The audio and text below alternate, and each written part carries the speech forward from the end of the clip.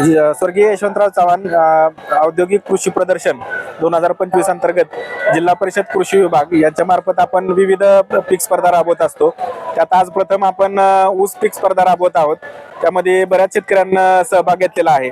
त्याचप्रमाणे केळी घड असेल, फुलांचा असेल, फळांचा असेल आणि भाजीपाला असेल, या फळ पिकात आपण पीक स्पर्धा राबवत असतो.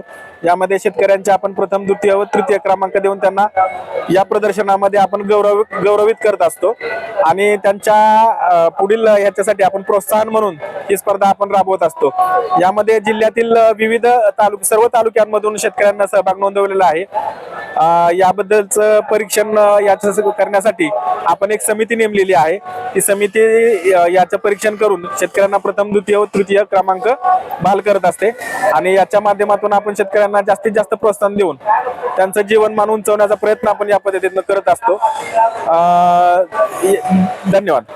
तुम्ही नंबर जे प्रथम क्रमांक किंवा द्वितीय करतात, काय त्याचे निकष असतात?